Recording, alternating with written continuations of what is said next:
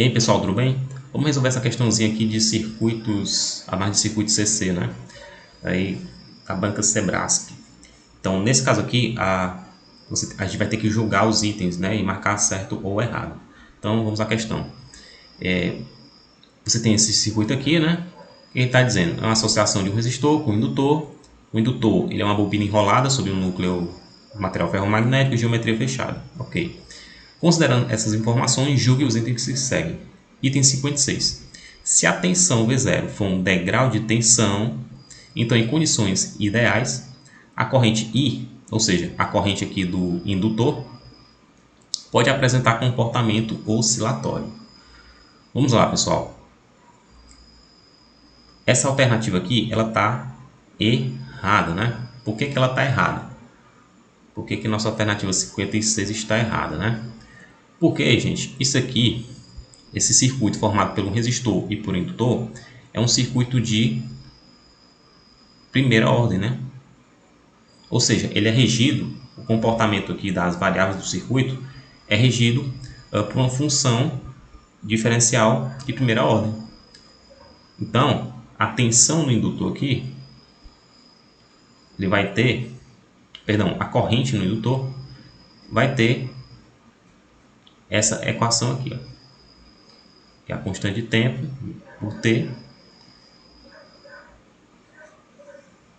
vai ter essa funçãozinha aqui, ó, tá? Graficamente, seria uma coisa mais ou menos assim.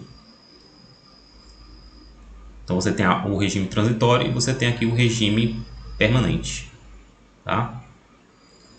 A corrente final. Nesse caso, um circuito só apresentaria esse comportamento oscilatório se fosse um circuito de ordem maior que 1.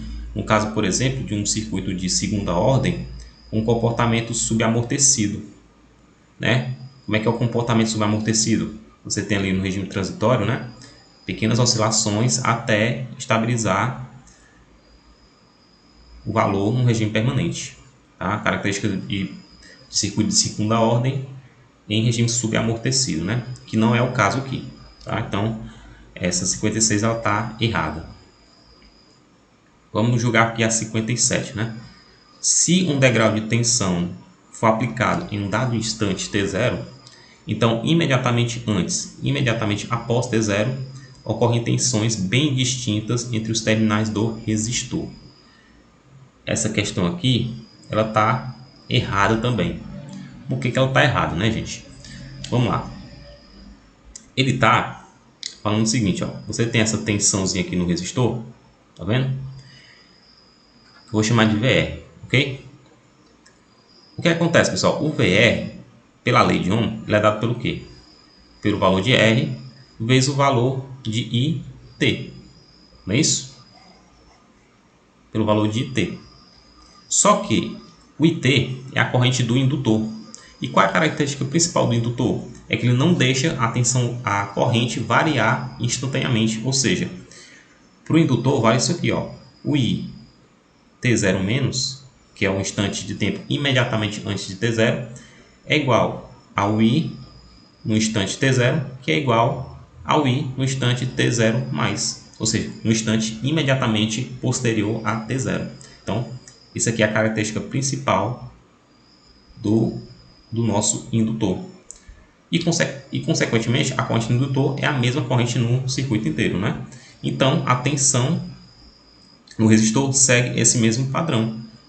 Então, a tensão no resistor imediatamente antes vai ser a mesma tensão no resistor imediatamente depois de T0.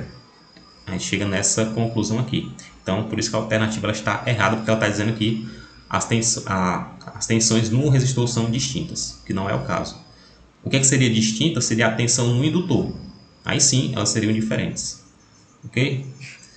E por último, vamos para 58.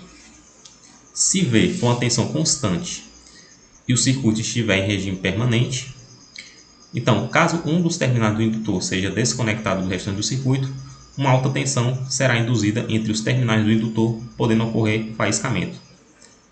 Corretíssimo, né, pessoal? Isso aqui, inclusive, é o princípio de funcionamento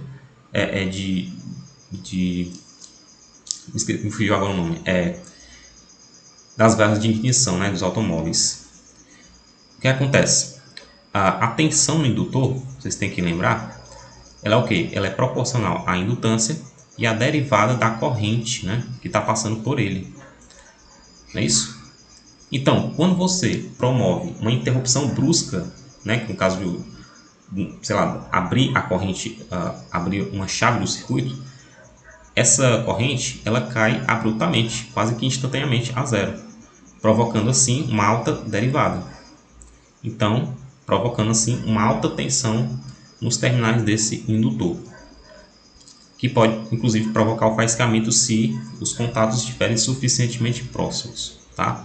Então, essa questão está inteiramente correta. Tudo bem? Então é isso, pessoal. Essas 3 questões aí, elas foram mais teóricas, né? Mas ela é muito boa para a gente rever alguns conceitos de análise de circuito aí CC, tá? Então foi bem interessante de a gente rever certos conceitos que às vezes passam batido pela gente, tá bom? Então é isso, pessoal. Espero que vocês tenham entendido. Qualquer dúvida ou sugestão de questão, deixe aí nos comentários, ok? Valeu e até a próxima resolução.